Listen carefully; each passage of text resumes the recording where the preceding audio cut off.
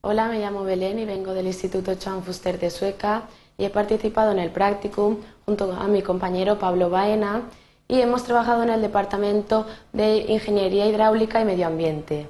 Hemos sido guiados por la profesora Amparo López Jiménez y hemos tratado el tema de fluidos. Mi compañero se ha especializado en los gases y yo en los líquidos.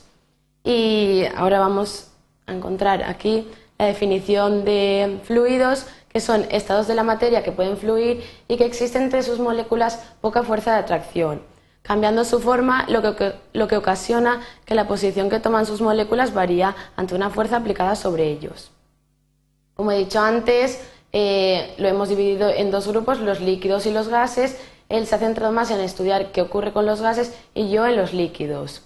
Entre los líquidos y los gases encontramos diferencias, ya que los líquidos son incompresibles y los gases son compresibles. Y los líquidos tienen un volumen fijo y los gases un volumen variable relacionado con la presión. Ambos se adaptan a la forma del recipiente que los contiene y adaptan, o sea, no tienen un aspecto propio, sino que se adaptan al recipiente. Según su viscosidad, si es variable o invariable, los diferenciamos en newtonianos y no newtonianos. Los newtonianos son los que tienen una viscosidad constante y los no newtonianos son los que tienen una viscosidad variable, dependiendo de la tensión que se le aplica y de la temperatura. Los newtonianos encontramos el aire, el agua, la gasolina, el vino, etc. Y no newtonianos están como el pegamento, la miel, los geles. Y una particularidad que tiene los no newtonianos es, por ejemplo, la maicena con agua, que depende de la tensión que se le aplique, puede actuar como un sólido o como un líquido. Y podemos ver un vídeo donde se ve claramente qué ocurre cuando aplicamos una tensión mayor o una tensión menor. Aquí podemos ver que está mezclada maicena con agua y si le aplicamos una gran tensión actúa como un sólido. Pero si en cambio la tensión que le aplicamos es menor, podemos introducir el dedo porque ha actuado como un líquido. Continuando con la presentación, las ecuaciones fundamentales del movimiento de fluidos son dos generalmente. Está la ecuación de Bernoulli y la ecuación de la continuidad. La ecuación de Bernoulli nos explica que la conservación de la energía, es decir, que la energía total es igual a la suma de energía cinética, energía potencial y la energía de los fluidos. Y cuando el fluido está corriendo a mayor velocidad, la presión disminuye. Y aquí podemos ver, como he dicho antes, la suma de las tres energías.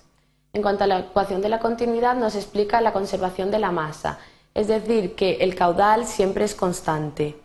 Y en la siguiente diapositiva podemos ver reflejada la ecuación de la continuidad, donde vemos que el caudal siempre es constante.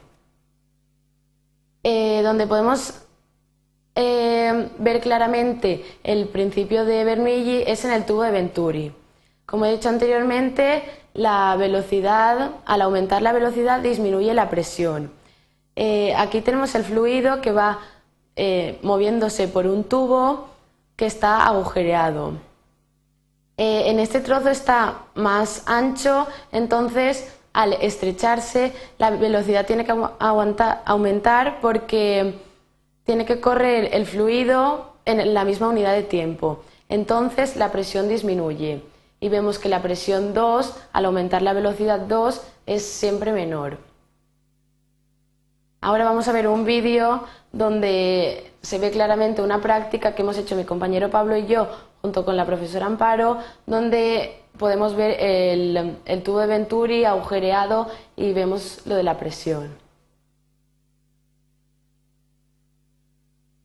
Aquí vemos que tenemos un depósito con agua donde va corriendo por un tubo y aquí tenemos un estrechamiento.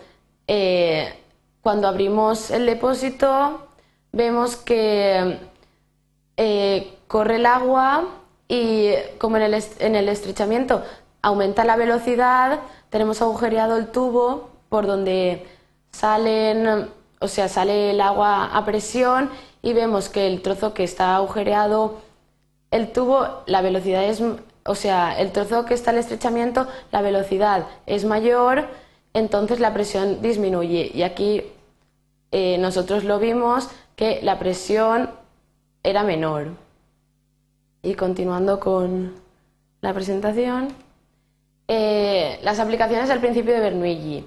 Yo, como he dicho anteriormente, me he centrado en los líquidos y podemos ver el principio de Bernoulli en muchos casos de la vida diaria. Por ejemplo, en natación, cuando un nadador va a nadar, se impulsa con los brazos, entonces sale a propulsión. También en bombas y el dispositivo de Venturi que he explicado anteriormente, pero el que voy a centrarme más es en la arteria con obstrucción, que es un ejemplo en la biología donde se ve muy claro el principio de Bernoulli.